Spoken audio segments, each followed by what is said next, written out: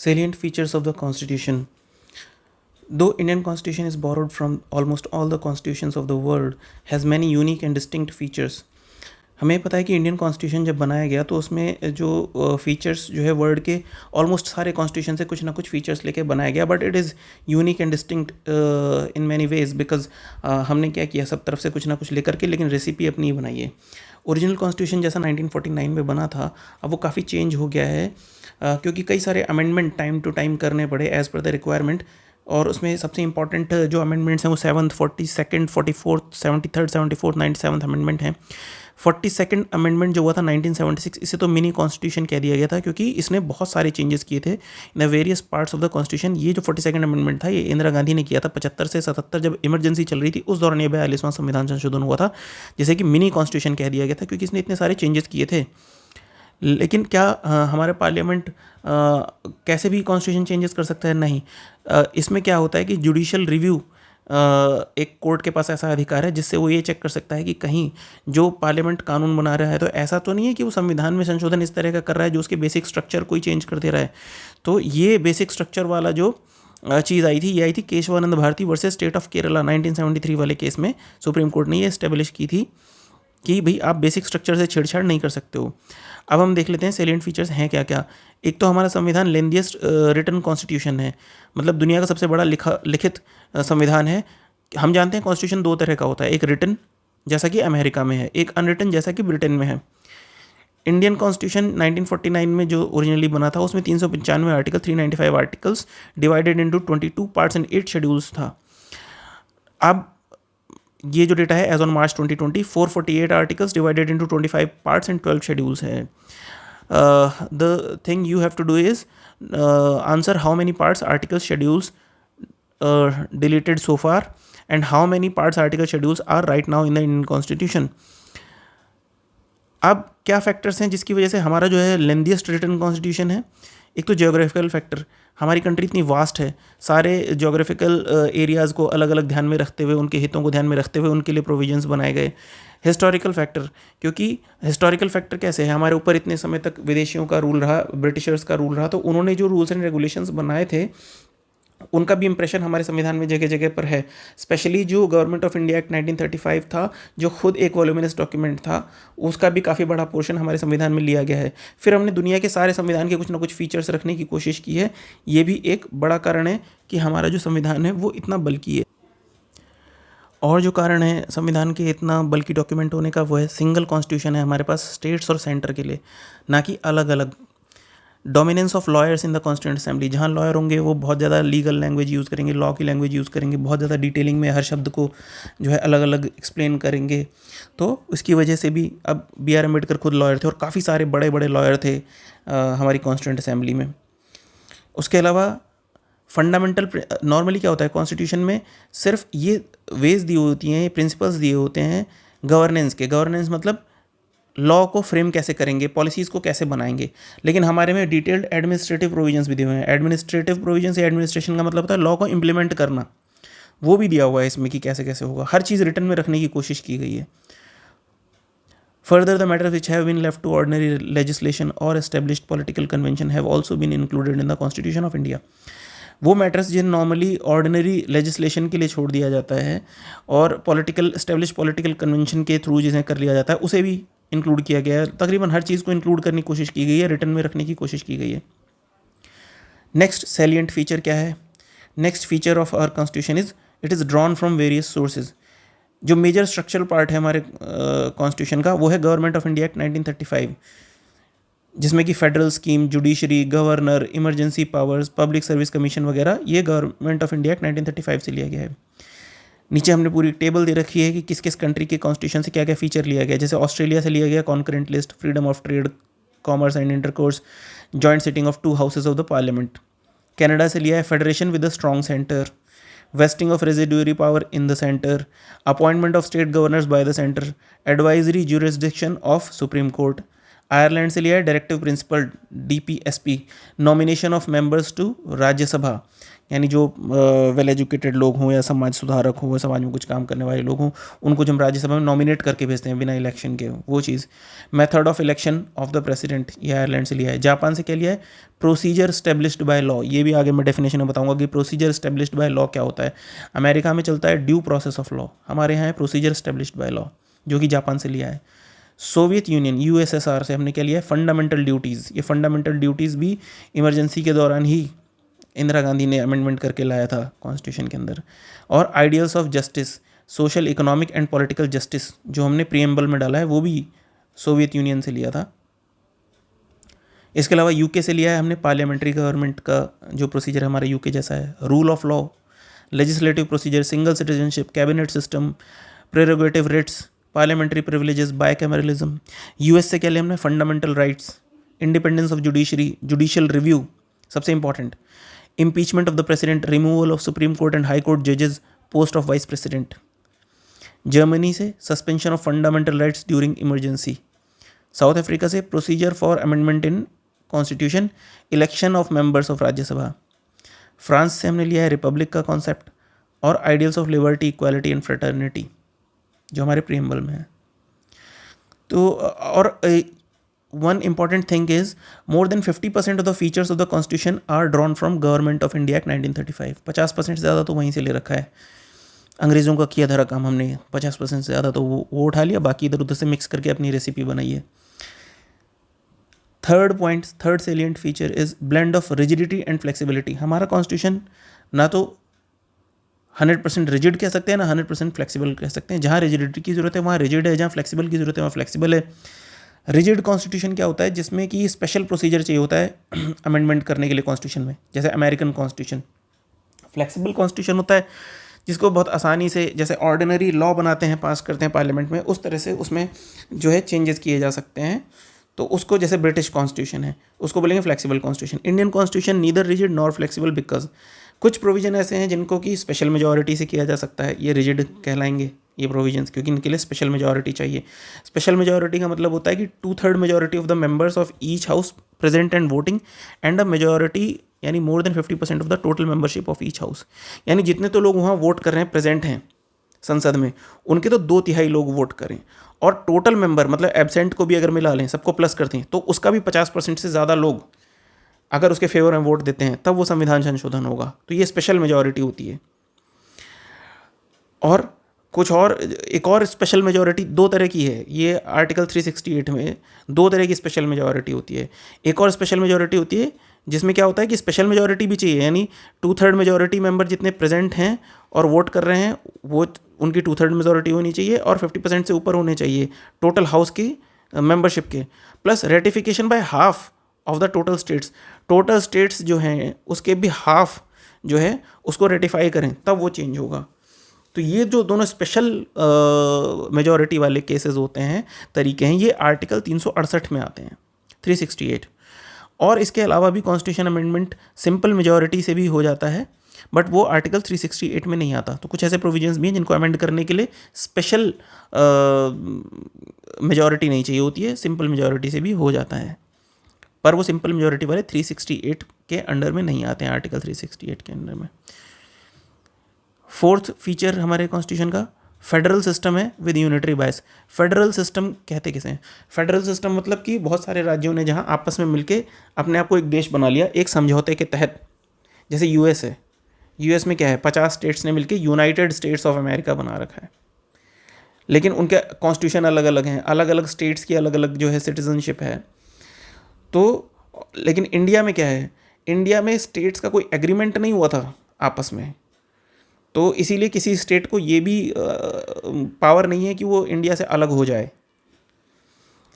उस ओवरऑल जो है उसको, उसका एडमिनिस्ट्रेशन चलाने के लिए स्टेट्स बनाए गए हैं इंडिया में, ना कि वो समझौता करके आए हैं कि भाई आज हम ये एग्रीमेंट साइन कर रहे हैं और कल हम अलग हो सकते हैं, ऐसा नहीं है। इसीलिए इंडिया में फेडरल सिस्टम विद यूनिटरी बायस है। इसीलिए हमारे यहाँ यूनियन गवर्नमेंट के पास ज़्यादा पावर है। यूनियन गवर्नमेंट की जो डायरेक्शंस होते हैं वो भी स्टेट को मानने पड़ते हैं। यूनियन गवर्नमेंट चाहे अगर कॉन्स्टिट्यूशन फॉलो नहीं कर रहा है स्टेट, तो वहाँ पर राष्ट्रपति शासन लगा सकता है। इसीलिए हमारे यहाँ है तो फेडरल सिस्टम, मतलब फेडरल सिस्टम हमारे यहाँ भी दो तरह की सरकार है, एक यूनियन गवर्नमेंट है, एक स्टेट गवर्नमेंट है। स्टेट गवर्नमेंट और यूनियन गवर्नमेंट अलग अलग अपना काम करते हैं, उनके सब्जेक्ट भी अलग अलग हैं, दोनों के स्फेयर अलग अलग हैं काम करने के, दोनों एक दूसरे से इंडिपेंडेंट हैं, अपनी अपनी सरकारें इंडिपेंडेंट चलाते हैं। लेकिन फिर भी हमारे यहाँ यूनियन को ज़्यादा पावर है, और हमारे यहाँ स्टेट का मतलब सिर्फ एडमिनिस्ट्रेशन के लिए सेपरेट बनाया गया है, वो सीड नहीं कर सकता। तो इसीलिए जो हमारा फेडरल सिस्टम है वो नॉर्मली जो फेडरल सिस्टम होता है उससे अलग है। हमारे यहाँ कोई समझौते के तहत स्टेट्स एक नहीं हुए थे। तो फेडरल, अब हमारे संविधान में जो फेडरल फीचर्स हैं वो क्या क्या हैं, जिससे पता चलता है कि ये संघ है। संघ मतलब कि दो स्तरों का सरकार, एक तो यूनियन और उसके बाद में राज्यों के अलग अलग भी। तो वो कैसे पता चलता है कि हमारे यहाँ टू गवर्नमेंट्स हैं, state and union, division of powers है दोनों के बीच में, रिटन कॉन्स्टिट्यूशन है, ये भी फेडरल फीचर का एक वो है, सुप्रीमेसी ऑफ कॉन्स्टिट्यूशन है, रिजिडिटी ऑफ कॉन्स्टिट्यूशन है, इंडिपेंडेंट जुडिशरी है, बाई कैमरलिज्म है। बाई कैमरलिज्म कैसे फेडरल फीचर है, क्योंकि इसमें क्या है, राज्यसभा है जहाँ की राज्यों का प्रतिनिधित्व होता है, एक लोकसभा है, लोकसभा में डायरेक्ट एमपी चुन के आते हैं, और राज्यसभा है जहाँ राज्यों का प्रतिनिधित्व होता है। तो राज्यों को भी अपनी जो है एक उनकी उपस्थिति है, एक उनके दखल है हर कानून के पास होने में। इसीलिए बाई कैमरलिज्म भी फेडरलिज्म का एक वो है, एक उसका सूचक है। यूनिटरी यानी नॉन फेडरल फीचर्स कौन कौन से हैं, स्ट्रॉन्ग सेंटर है, सेंटर ज़्यादा स्ट्रॉन्ग है, सिंगल कॉन्स्टिट्यूशन है, एक ही कॉन्स्टिट्यूशन है, राज्यों का और केंद्र का अलग अलग नहीं है, सिंगल सिटीजनशिप है, फ्लेक्सिबिलिटी है कॉन्स्टिट्यूशन में, इंटीग्रेटेड जुडिशरी है, एक ही जुडिशरी है, सारे कानून वही लागू कराती है, स्टेट के भी सेंटर के भी। हमारे सिंगल जुडिशियल सिस्टम है, सबसे नीचे डिस्ट्रिक्ट की कोर्ट्स आती हैं, फिर हाई कोर्ट, फिर supreme court. Appointment of state governor bye centre, state का गवर्नमेंट जो गवर्नर होता है वो भी सेंटर ही चुन के भेजता है, सेंटर ही उसको अपॉइंटमेंट करता है। इसीलिए ये क्या यूनिटरी फीचर है, ऐसा नहीं कि स्टेट उसको मना कर देगा, स्टेट का उसमें कुछ नहीं है।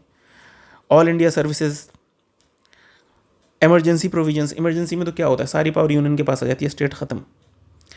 तो और सबसे बड़ा सूचक इस बात का यही है कि हमारे ना फेडरेशन टर्म कहीं भी यूज़ ही नहीं हुआ है कॉन्स्टिट्यूशन के अंदर। जो आर्टिकल 1 भी है जो इंडिया को डिस्क्राइब करता है, सबसे पहला आर्टिकल, वो भी इंडिया को कैसे डिस्क्राइब करता है, as a union of states, not as a federation of states, which implies two things. First, Indian Federation is not the result of an agreement by the states. Second, no state has right to cede from the federation. Therefore, Indian Constitution has also been described as, KC Vihar ने बोला है, federation in form but unitary in spirit. यानी form में तो ये क्या है, federation है, बट स्पिरिट में है यूनिटरी, और उसको क्वासी फेडरल भी बोला है। मॉरिस जॉन्स ने बोला है बार्गेनिंग फेडरलिज्म, ग्रैनविले ऑस्टिन ने बोला है कोऑपरेटिव फेडरलिज्म, आइवर जेनिंग्स ने बोला है federation with a centralising tendency. Fifth salient feature है parliamentary form of the government. हमने क्या किया, ब्रिटिश पार्लियामेंट्री सिस्टम को ऑप्ट किया instead of your American presidential system of government. Parliamentary system में क्या होता है, principle of cooperation and coordination between legislature and executive. अब लेजिस्लेचर कानून बनाता है, एग्जीक्यूटिव उसका एग्जीक्यूट करता है। तो जो पार्लियामेंट्री सिस्टम होता है उसमें क्या होता है, एग्जीक्यूटिव यानी कि हमारे जो मिनिस्टर्स हैं वो जवाबदेह होते हैं लेजिस्लेचर के प्रति, उनसे क्या है, पक्ष विपक्ष के सारे सांसद उनसे पूछताछ कर सकते हैं, उनके ऊपर कंट्रोल रखते हैं, इस तरीके से संसद में उनसे प्रश्न पूछ सकते हैं और भी तमाम तरीक़ों से उनके ऊपर कंट्रोल रख सकते हैं। लेकिन जो प्रेसिडेंशियल सिस्टम ऑफ गवर्नमेंट होता है उसमें doctrine of separation of powers होता है between two organs of the government. जो कानून बना रहा है वो कानून बना रहा है, जो एग्जीक्यूटिव वो एग्जीक्यूशन कर रहा है, वो लेजिस्लेचर के प्रति जवाबदेह नहीं है, वो अपना इंडिपेंडेंट तरीके से काम करता रहता है। तुम अपना कानून बनाते रहो, उससे वहाँ प्रश्न नहीं पूछ सकते। इसीलिए हमारे क्या पार्लियामेंट्री सिस्टम रखा गया कंट्रोल करने के लिए एग्जीक्यूटिव को भी। और जो पार्लियामेंट्री सिस्टम होता है इसको वेस्टमिंस्टर मॉडल भी इसलिए कहते हैं क्योंकि वेस्टमिंस्टर वो जगह है जहाँ पर ब्रिटेन की पार्लियामेंट है, तो वो सिंबल बन गया ब्रिटेन की पार्लियामेंट का। और वेस्टमिंस्टर मॉडल वाली ही जो गवर्नमेंट होती है उसको रिस्पॉन्सिबल गवर्नमेंट भी इसलिए कहा जाता है कि भैया वो रिस्पॉन्सिबल गवर्नमेंट इसलिए है क्योंकि जो लोगों के रिप्रेजेंटेटिव हैं उससे प्रश्न पूछेंगे और उसको जवाब देना पड़ेगा, ये उसकी रिस्पॉन्सिबिलिटी रहेगी। इसी को कैबिनेट गवर्नमेंट भी बोला जाता है। और हमारे कॉन्स्टिट्यूशन ने सिर्फ पार्लियामेंट्री सिस्टम सेंटर तक ही नहीं स्टेब्लिश किया है बल्कि स्टेट्स में भी पार्लियामेंट्री सिस्टम है हमारे यहाँ। Features of parliamentary government in India. Parliamentary government के जो फीचर्स होते हैं क्या होते हैं, nominal and real executive. Nominal executive कौन है, प्रेसिडेंट है। रियल एग्जीक्यूटिव क्या है, prime minister with his council of ministers या कैबिनेट कह सकते हैं। Majority party rule, collective responsibility of the executive to the legislature, executive की रिस्पॉन्सिबिलिटी किसके प्रति होती है? लेजिस्लेचर, क्योंकि लेजिस्लेचर हम ही लोग हैं, इंडियन सिटीजन्स ही लेजिस्लेचर हैं, वही वहाँ पर लेजिस्लेटिव जो असेंबली होती है, ये जो पार्लियामेंट होती है, उसमें मेंबर्स चुन के भेजते हैं, तो हमारे रिप्रेजेंटेटिव के प्रति वो जवाब दें। हम तो, हमें 150 करोड़ आदमी को तो जवाब देने आ नहीं सकते, तो हम चुन के भेजते हैं उन लोगों को, वो जवाब देते हैं, इसीलिए रिस्पॉन्सिबल फॉर्म ऑफ गवर्नमेंट है। मिनिस्टर्स को खड़े होकर संसद में जवाब देना पड़ता है चुने हुए प्रतिनिधियों को। पार्लियामेंट्री गवर्नमेंट के और क्या फीचर्स हैं? Membership of the ministers in the legislature, leadership of the prime minister और the chief minister, dissolution of lower house और assembly in case of Lok Sabha, in case of centre, and assembly in case of states. British और Indian parliamentary system में भी कुछ differences हैं। Indian parliament एक sovereign body नहीं है जैसे ब्रिटिश पार्लियामेंट है। मतलब सोवरेन का मतलब होता है सबसे ताकतवर, सबसे ऊपर। तो सबसे ऊपर की बॉडी इंडिया में नहीं है पार्लियामेंट, क्योंकि it is subjected to judicial review. Basic structure, अगर सुप्रीम कोर्ट को लगेगा कि बेसिक स्ट्रक्चर को वायलेट करने वाला कोई कानून बनाया तो उसको स्ट्रक डाउन कर देगी, तो सोवरेन बॉडी कैसे हुई? Indian states has elected head, Indian state has elected head. India में क्या होता है? इलेक्टेड हेड होता है, इसीलिए इंडिया एक रिपब्लिक है। जबकि ब्रिटिश स्टेट में होता है हेरिडिटरी हेड, मोनार्क, राजा हेड होता है वहाँ पे, जो कि जन्मगत है। हमारे यहाँ जन्मजात नहीं है ये पद, हमारे यहाँ चुना हुआ, जो राज्य का सर्वोच्च पद पर जो भी होता है वो चुना हुआ व्यक्ति होता है, हमारा प्रेसिडेंट। तो इसीलिए हम गणतंत्र हैं, रिपब्लिक हैं। तो जो पार्लियामेंट्री फॉर्म ऑफ गवर्नमेंट होती है जो इंडिया ने ऑप्ट कर रखी है या जो ब्रिटेन में भी चलती है, उसको प्राइम मिनिस्ट्रियल गवर्नमेंट कहते हैं, क्योंकि प्राइम मिनिस्टर का रोल इसमें बहुत ज़्यादा इंपॉर्टेंट है। सिक्स्थ सेलिएंट फीचर हमारे कॉन्स्टिट्यूशन का, synthesis of parliamentary sovereignty and judicial supremacy. ये एक प्रॉपर मिक्स है। पार्लियामेंट्री, हमारी पार्लियामेंट सोवरेन तो है in most of the cases, सर्वोच्च है, और जुडिशियल सुप्रीमेसी भी है हमारे यहाँ, वो भी है किसी किसी केस में। मतलब दोनों का बैलेंस है, कोई किसी के ऊपर नहीं है। बैलेंस करने की बहुत कोशिश की गई है। Doctrine of sovereignty of parliament हमने लिया है ब्रिटिश पार्लियामेंट से, और डॉक्ट्रिन ऑफ जुडिशियल सुप्रीमेसी लिया है अमेरिकन सुप्रीम कोर्ट से। लेकिन हमारे यहाँ ना वो सुप्रीम है ना ये सुप्रीम है। वैसे एक्चुअल में देखा जाए तो पार्लियामेंट ही सुप्रीम है, लेकिन एज पर कॉन्स्टिट्यूशन ना तो वो सुप्रीम है ना सुप्रीम कोर्ट सुप्रीम है। There is not absolute sovereignty of the parliament in India. It is limited by judicial review, but scope of judicial review is narrower than what exists in USA.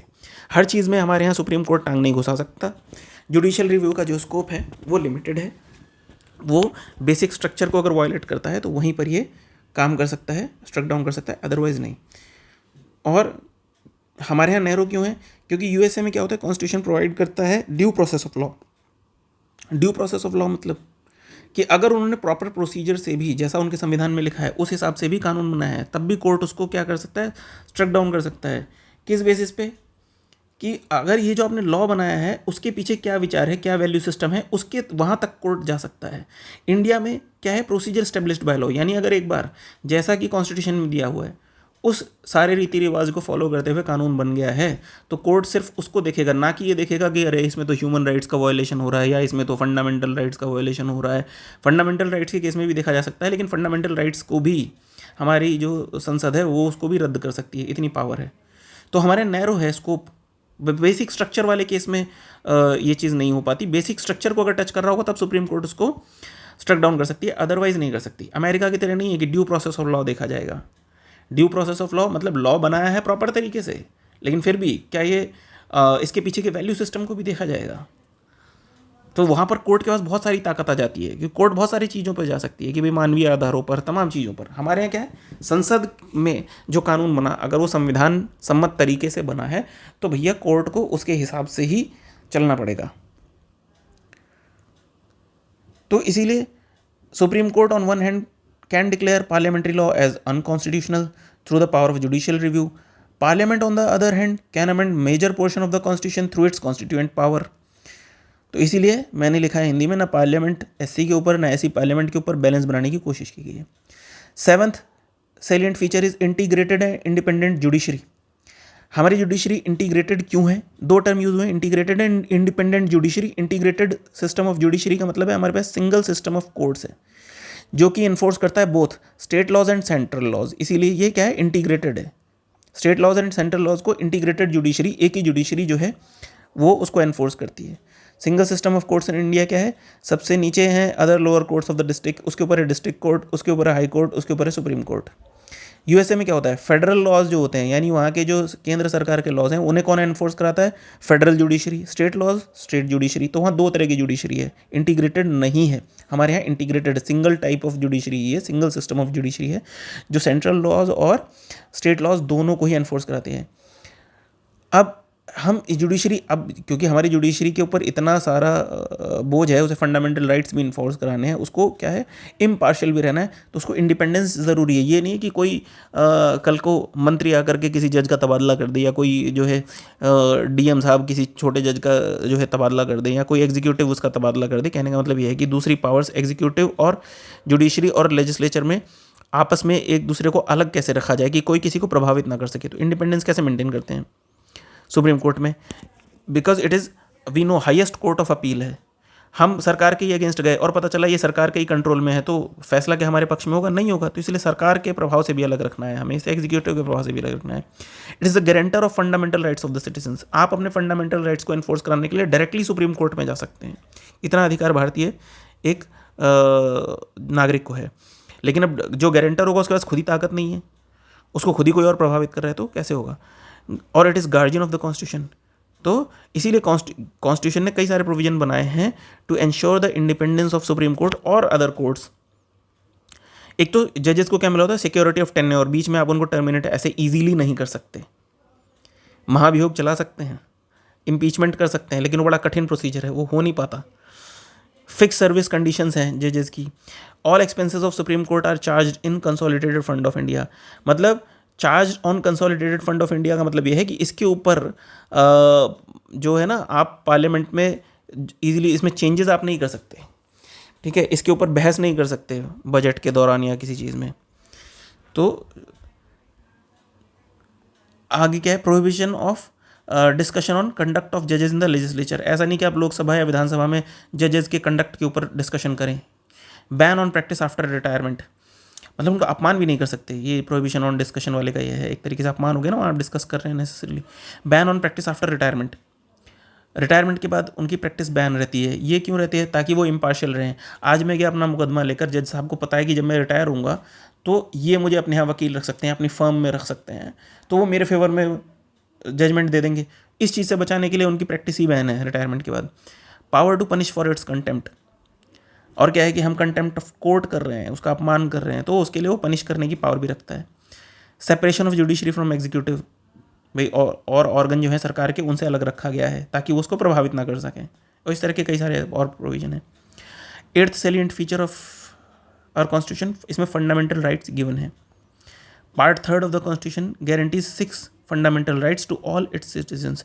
तीसरे part में 6 fundamental rights हैं। Originally 7 fundamental rights थे, लेकिन right to property जो article 31 था उसे delete कर दिया गया था 44th कॉन्स्टिट्यूशनल अमेंडमेंट एक्ट के द्वारा 1978 में।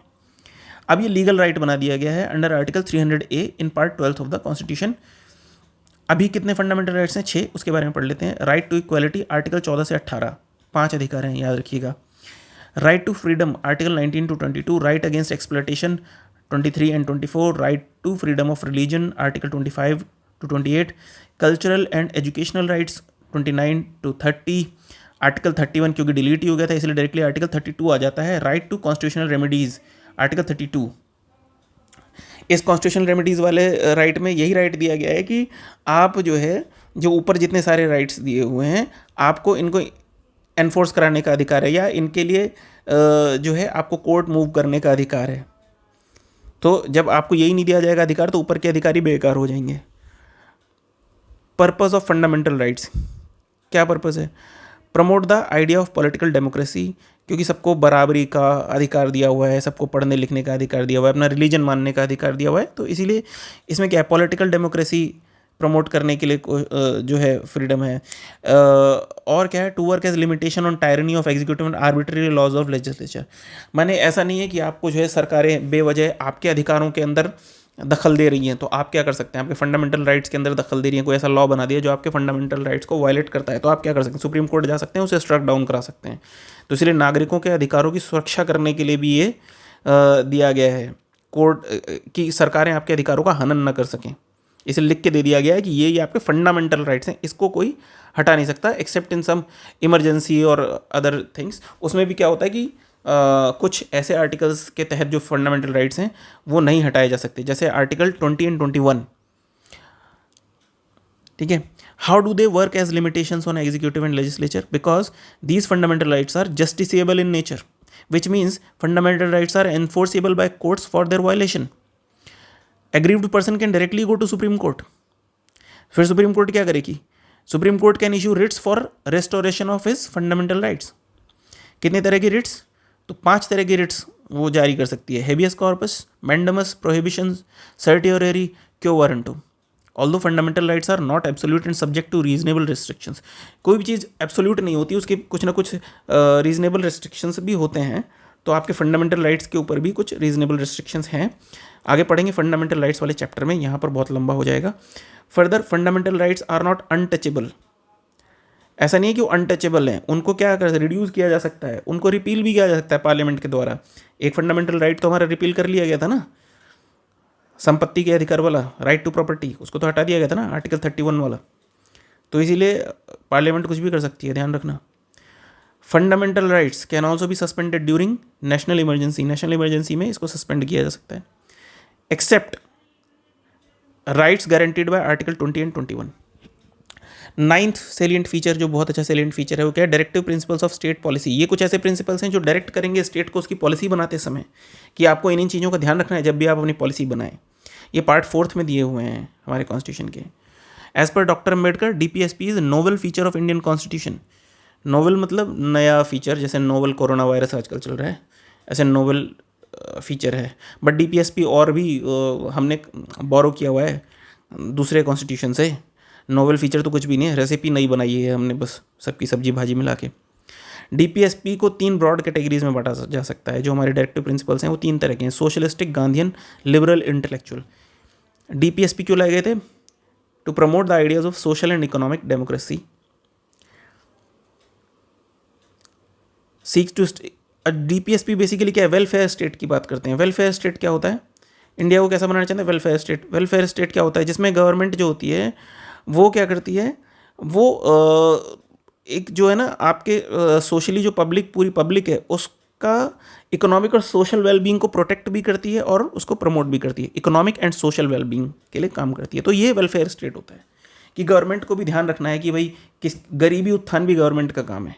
ऐसा नहीं कि फ्री मार्केट छोड़ दिया। तो वो सारी चीज़ें हैं। तो वेलफेयर स्टेट इंडिया को इस्टेब्लिश करने के लिए ये डीपीएसपी एक तरीके से उसी दिशा में काम करते हैं। But these are non justiciable, क्योंकि क्या है, हमने उस समय एक आदर्श के रूप में तो इनको रख लिया कि भाई ऐसा करेंगे हम, जो है ये चीज़ें बहुत, जैसे होता है ना, बहुत आइडियल चीज़ें रख ली कि हम ऐसे ऐसे बनाएंगे अपने स्टेट को, तो आगे एक विजन के तौर पे तो रख ली। लेकिन 1949 में जब ये हम कॉन्स्टिट्यूशन बना रहे थे तो हमारे पास इतनी ताकत नहीं थी कि हम उन सारी चीज़ों को एक्चुअली कर पाएँ ग्राउंड लेवल पर।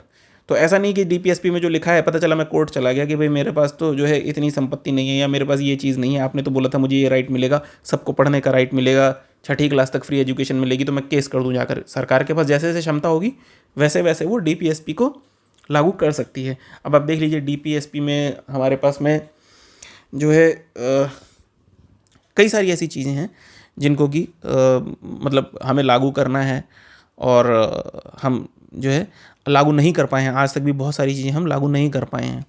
लेकिन ये हमने एक इसलिए रखा है, एक आइडियल केस रखा है कि हमें ऐसा बनाना है अपने देश को आगे चल के, ये चीज़ें करनी है। तो इनके पीछे रियल फोर्स क्या है? ये है पॉलिटिकल, पब्लिक ओपिनियन। पब्लिक अगर चाहेगी, सरकार के ऊपर प्रेशर डालेगी, सरकार को वो करना ही पड़ेगा। जैसे यूनिफॉर्म सिविल कोड है, ये भी डीपीएसपी में आज तक नहीं ये लागू हो पाया। तो ये तो आपके ऊपर है, आप चाहें तो सरकार से लागू करवाएं, जैसा बहुमत सरकार वैसे ही काम करेगी। 10वां है सेलिएंट फीचर, फंडामेंटल ड्यूटी, जो पार्ट 4A में दिया हुआ है। ये ओरिजिनल कॉन्स्टिट्यूशन का पार्ट नहीं था। इसे ऑपरेशन ऑफ इंटरनल इमरजेंसी जब हमारे देश में थी 75 से 77 तक, तो जो 42वां संविधान संशोधन 42nd कॉन्स्टिट्यूशनल अमेंडमेंट एक्ट 1976 था, उसमें स्वर्ण सिंह कमेटी के रिकमेंडेशन के बाद फंडामेंटल ड्यूटीज़ को ऐड किया गया। और ये तो 42nd कॉन्स्टिट्यूशन अमेंडमेंट 1976 में ऐड किया गया था फंडामेंटल ड्यूटीज़ को, लेकिन एक फंडामेंटल ड्यूटी 86 कॉन्स्टिट्यूशनल अमेंडमेंट 2002 में जो आया था उसके द्वारा ऐड की गई थी। तो पार्ट 4A में सिर्फ एक आर्टिकल है 51A, उसमें 11 फंडामेंटल ड्यूटीज़ दी गई हैं।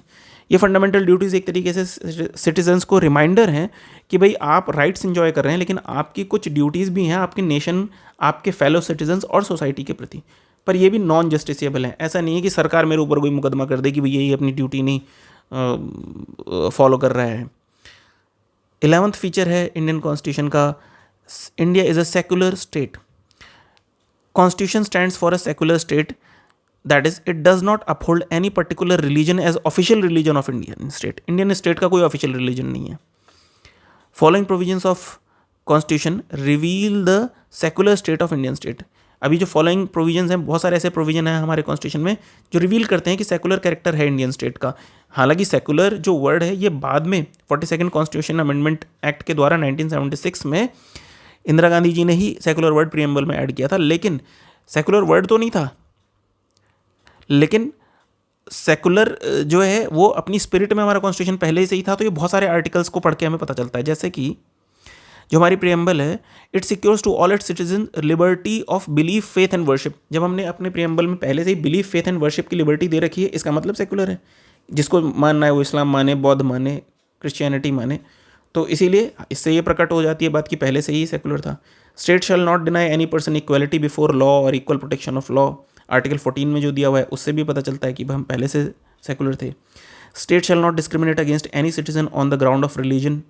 स्टेट जो है, राज्य जो है या देश जो है, वो किसी भी सिटीजन से डिस्क्रिमिनेट नहीं करेगा कि उसका धर्म क्या है इस हिसाब से। तो ये भी, तो ऐसे ये कई सारे फीचर्स हैं।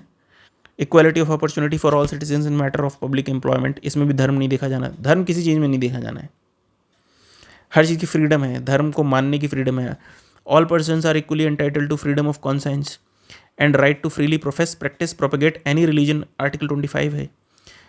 फ्रीडम ऑफ कॉन्शियंस का मतलब right to follow one's own belief in matters of religion and morality. आपके पास राइट है, आपको जो रिलीजन जैसा भी मानना है, जिस भी तरीके से आपको अपने भगवान का या सर्वोच्च शक्ति का ध्यान करना है, आप वैसे कर सकते हैं। तो पूरी फ्रीडम है। हमारे स्टेट का कोई रिलीजन नहीं है, इससे भी ये प्रकट होता है। तो एक्सप्रेस तो इसको किया गया 1976 वाले जो 42nd कॉन्स्टिट्यूशन अमेंडमेंट में, प्रीएम्बल में, टर्म सेकुलर टर्म को। लेकिन सेकुलर हमारा संविधान पहले से ही था। ये सारे आर्टिकल्स ये बताते हैं।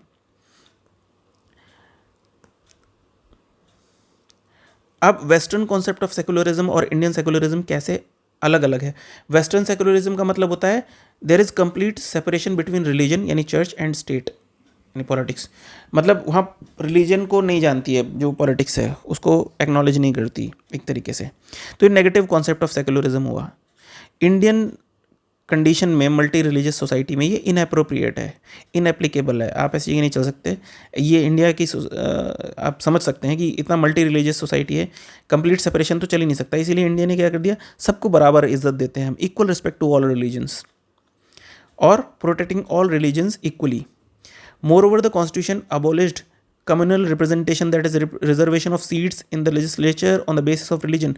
अंग्रेज़ों ने क्या किया था, जो इन्होंने जो पार्लियामेंटों से ही ला करके आगे तक इन्होंने क्या किया था, बल्कि जब काउंसिल एक्ट बनाने लगे थे उससे लेकर के आगे तक जब भी एक्ट्स लाते रहे, तो इनकी पूरी कोशिश ये थी कि कैसे इंडियन सोसाइटी को रिलीजन्स के बेसिस पे डिवाइड किया जाए। इसीलिए इन्होंने रिलीजियस बेसिस पे क्या किया था, कम्युनल इलेक्टोरेट का कॉन्सेप्ट लाया था। कम्युनल इलेक्टोरेट का मतलब कि जो जिस कम्युनिटी का है उसे उसी कम्युनिटी का बंदा वोट देगा। तो हमारे यहाँ कम्युनल रिप्रेजेंटेशन समाप्त कर दिया गया।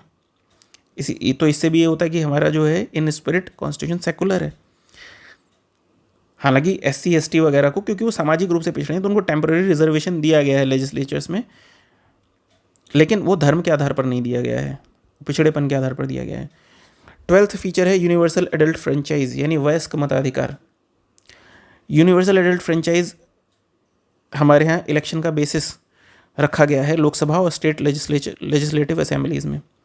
यानी जिसकी भी उम्र 18 साल है उसको राइट टू वोट है, चाहे वो किसी भी धर्म, जात, एरिया का हो। तो हमारे यहाँ क्या है, और वोटिंग एज अब 18 है, पहले 21 थी।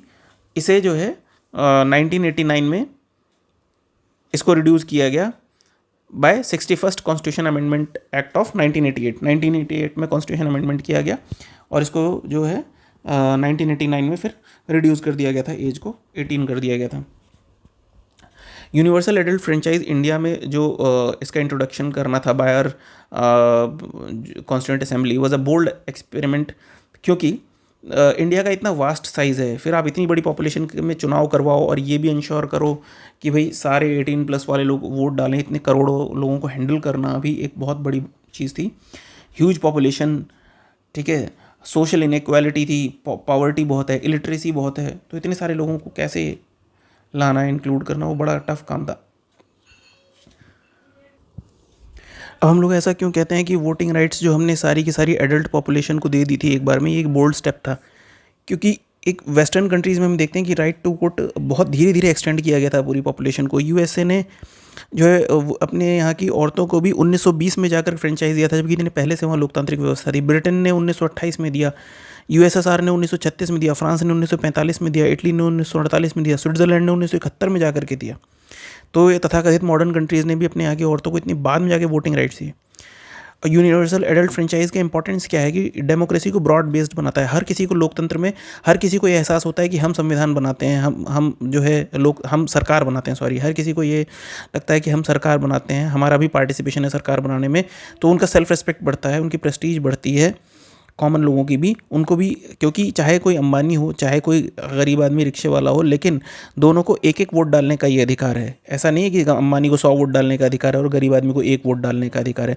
तो इससे एक फीलिंग आती है कि भाई हम भी जो है अपनी देश की सरकार चुनते हैं, तो हमारे भी, हम भी वोटर हैं। आप देखेंगे लोगों में, गांव के लोग भी जब चुनाव वगैरह चल रहा होता है तो काफ़ी ज़्यादा वो हुए रहते हैं कि इसको जिताएंगे, उसको हराएंगे, इस तरह से। तो उनको ये लगता है कि हाँ, हम भी इस देश में कुछ हैं। और इससे क्या होता है, प्रिंसिपल ऑफ इक्वालिटी आती है, सब इक्वल हैं, बड़ा से छोटा सबको एक ही वोट देने का अधिकार है। माइनॉरिटी को भी अपने इंटरेस्ट प्रोटेक्ट करने का अधिकार मिलता है कि भैया जो भी हमारे हक में काम करेगा उसको हम वोट देंगे, तो उनका वोट लेने के लिए आपको काम करना पड़ेगा उनके लिए। Opens up new hopes for weaker sections को लगता है कि हम अपने वोट के थ्रू अपना कैंडिडेट चुन के, या जो हमारे लिए काम करेगा उसको चुन करके, जिसे अपने लिए बेहतर समझते हैं, उन्हें भी लगता है कि हम इसको चुनेंगे तो हमारे लिए आगे होप है, फ्यूचर में कुछ हमारे लिए होगा। थर्ड सेलिएंट फीचर है सिंगल सिटीजनशिप। इंडिया में क्या है, कॉन्स्टिट्यूशन फेडरल है, संघात्मक है, संघीय है, लेकिन इसमें क्योंकि संघीय क्यों है, क्योंकि इसमें डुअल पॉलिटी है, सेंटर और स्टेट गवर्नमेंट अलग अलग हैं, दोनों के अलग अलग एक दूसरे से इंडिपेंडेंट हैं, लेकिन उसके बावजूद भी इंडिया में सिंगल सिटीजनशिप दी गई है। ना कोई स्टेट सिटीजनशिप यहाँ नहीं मिलती, सिर्फ इंडिया की सिटीजनशिप मिलती है। जबकि यूएसए में क्या होता है, डुअल सिटीजनशिप होती है, यूएसए की भी मिलती है और एक पर्टिकुलर स्टेट की भी सिटीजनशिप मिलती है जहाँ पर आप जिसको बिलोंग करते हैं। लेकिन इंडिया में आपस में भाईचारे की भावना बनाए रखने के लिए, सबको ये फीलिंग देने के लिए कि आप इंडियन हैं, क्षेत्रवाद को रोकने के लिए, वैसे ही इंडिया में इतनी प्रॉब्लम्स हैं, कास्टिज्म की, रीजनलिज्म की, इतना सब करने के बावजूद भी ये सारी प्रॉब्लम्स नहीं, जबकि कॉन्स्टिट्यूशन में काफ़ी सारी ये चीज़ें का ध्यान रखा गया है कि कैसे आपस में भाईचारे की भावना बनी रहे। हालांकि बहुत सारे लोग इससे एग्री और डिसएग्री भी करेंगे, क्योंकि बहुत सारे राइट्स एक तरफ से तो दिए जाते हैं इक्वालिटी वाले, फिर दूसरी तरफ से कोई ना कोई दूसरी चीज़ लगा करके उसको अधिकार भी दे दिया जाता है राज्य सरकारों को और केंद्र सरकारों को पक्षपात करने के भी। लेकिन वो अलग अलग व्यूज़ हैं, उसमें बहुत लंबा डिस्कशन है। लेकिन ये जो सिंगल सिटीजनशिप का कॉन्सेप्ट इसीलिए था कि उत्तर प्रदेश में रहे चाहे महाराष्ट्र में रहे, लेकिन वो है इंडियन। उसको ये याद रहे कि जो ये स्टेट्स बनाए गए थे, ये एडमिनिस्ट्रेशन के लिए बनाए गए थे ताकि प्रशासन ठीक से चल सके, ना कि कोई ये अलग अलग देश हैं कि कोई अपने आप को जय मराठा बोले और कोई जय उत्तर प्रदेश बोले। तो इस तरह से ये नहीं बनाया गया था। तो इस तरह की मूर्खतापूर्ण चीज़ें हमारे देश में आज भी चल रही हैं। तो उस समय हमारे फाउंडिंग फादर्स को पता रहा होगा कि काफ़ी सारे मूर्ख हैं इस देश में। तो हमें ये जो है इस तरह से करना चाहिए कि इनको कुछ याद रहे कि हाँ, हम इंडियन हैं। और इसका क्या सिंबॉलिक क्या मीनिंग है, या रियल में भी क्या मीनिंग है कि जो भी all the citizens irrespective of the state in which they are born और reside enjoy same political civil rights of the citizenship all over the country and no discrimination is made between them except in cases like tribal areas। कुछ areas हैं जहाँ exception है, आप इतना easily जा नहीं सकते, सेटल नहीं हो सकते, जैसे ट्राइबल एरियाज़ हैं। पहले जम्मू एंड कश्मीर भी था, अब 370 उसमें से हटा दिया गया तो जा सकते हैं। तो ऐसे कुछ एरियाज़ को अलग से रखा गया था वहाँ की, ताकि वहाँ का जो कल्चर है वो सब नष्ट ना हो, जो पुराना चलता चला आ रहा है। ट्राइब्स इस चीज़ को लेकर के काफ़ी ज़्यादा सेंसिटिव हैं, तो उन्हें एक्सेप्शन रखा गया है।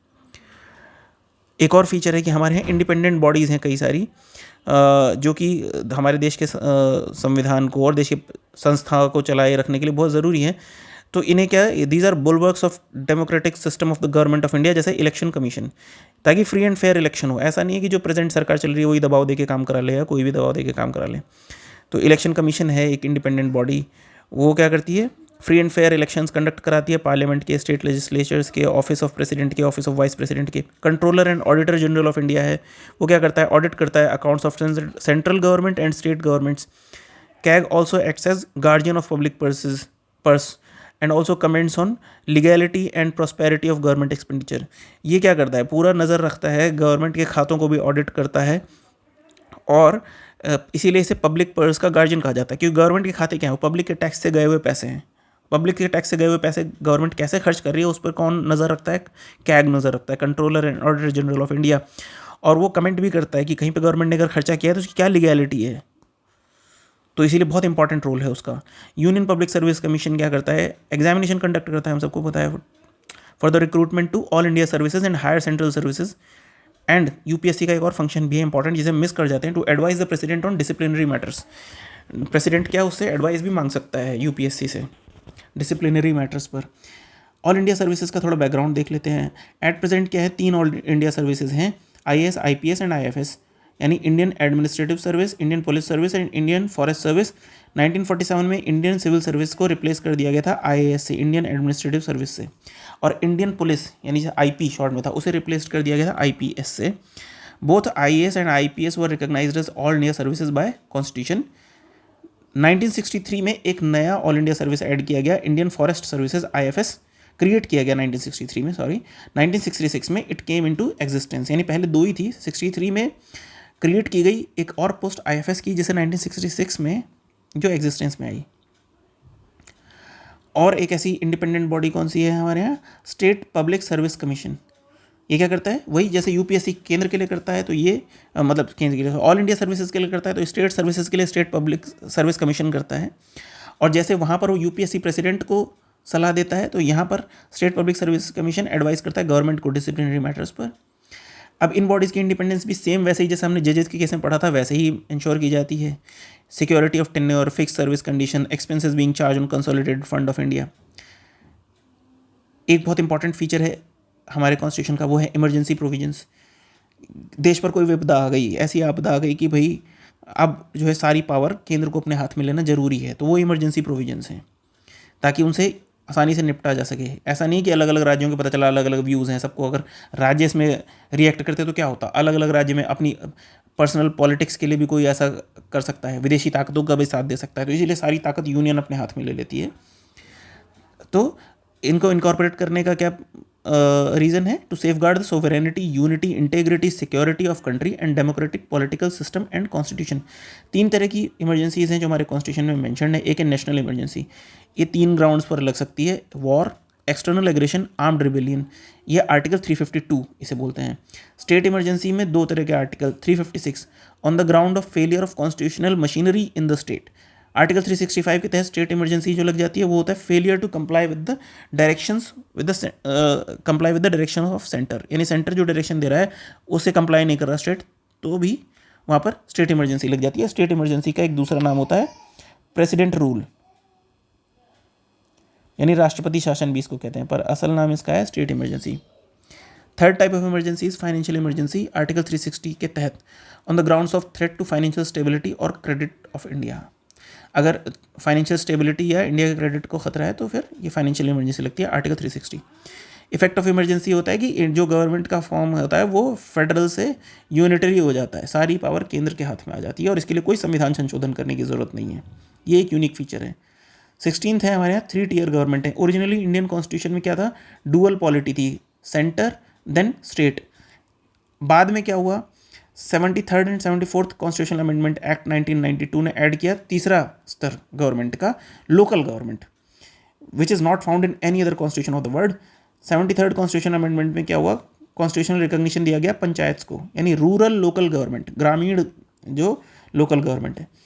इसके लिए क्या किया, पार्ट 9 ऐड किया गया संविधान में और शेड्यूल 11 ऐड किया गया। सिमिलरली 74th कॉन्स्टिट्यूशनल अमेंडमेंट में क्या किया गया था, अर्बन लोकल गवर्नमेंट को मान्यता दी गई, यानी म्यूनिसिपैलिटीज़ को, और उसके लिए पार्ट ऐड किया गया 9A एंड शेड्यूल 12। पार्ट 9 में क्या है, it provides for a 3 tier system of panchayati raj, कैसा, विलेज लेवल पर, इंटरमीडिएट लेवल पर, डिस्ट्रिक्ट लेवल पर। Part 10 provides for 3 types of municipalities in every state, 3 तरह की पार्ट 10 ने क्या प्रोवाइड की, म्यूनिसिपैलिटीज़, नगर पंचायत किस एरिया के लिए होती है, फॉर अ ट्रांजिशनल एरिया, जो एरिया अभी ग्रामीण से अर्बन की तरफ जा रहा है। म्यूनिसिपल काउंसिल होता है स्मॉल अर्बन एरिया के लिए, म्यूनिसिपल कॉर्पोरेशन होता है लार्जर अर्बन एरिया में, जैसे कि BMC, Brihan Mumbai municipal corporation. Mumbai क्योंकि है बहुत बड़ा अर्बन एरिया है, तो वहाँ पर क्या होगा, म्यूनिसिपल कॉर्पोरेशन होगा। छोटे एरिया में होगा म्यूनिसिपल काउंसिल, और जो एरिया अभी ग्रामीण से शहरी बीच का एरिया है वो उसमें क्या, नगर पंचायत। 17th बहुत इंपॉर्टेंट और इंटरेस्टिंग फीचर है cooperative societies. 97th constitutional amendment हुआ था 2011 में, जिसमें क्या हुआ कि कॉन्स्टिट्यूशनल स्टेटस दिया गया कोऑपरेटिव सोसाइटीज़ को और उन्हें प्रोटेक्शन दिया गया। और 3 चेंजेस इसी के लिए किए गए कॉन्स्टिट्यूशन में। एक तो right to form cooperative societies को एक फंडामेंटल राइट बना दिया गया आर्टिकल 19 के तहत, और एक न्यू डायरेक्टिव प्रिंसिपल ऐड किया गया स्टेट पॉलिसी में, मतलब फंडामेंटल राइट में भी चेंज किया गया कोऑपरेटिव सोसाइटी के लिए, डीपीएसपी में भी चेंज किया गया, आर्टिकल 43 भी जोड़ा गया, और न्यू पार्ट 9B भी जोड़ा गया। हमने देखा 9 किसके लिए था हमारा, 9 था पंचायती राज के लिए, 9A था हमारा म्यूनिसिपैलिटी वाले के लिए, और मतलब अर्बन लोकल गवर्नमेंट के लिए, और 9B जो हमारा ऐड किया गया वो क्या, कोऑपरेटिव सोसाइटी के लिए। सीक्वेंस में पूरा ऐड किया गया इन तीनों को।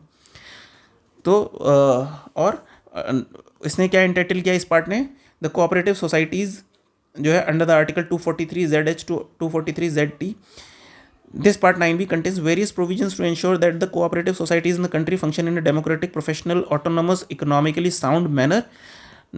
And part 9B empowers parliament to parliaments in respect of multi-state state cooperatives and empowers state legislatures in respect of other cooperative societies to make appropriate laws. यानी ये जो पार्ट 9B है ये पार्लियामेंट को एम्पावर करता है multi state cooperatives के case में, और स्टेट लेजिस्लेचर को अदर कोऑपरेटिव सोसाइटीज़ के केस में कानून बनाने के लिए। तो ये हमारे कॉन्स्टिट्यूशन के कुछ सैलिएंट फीचर्स थे।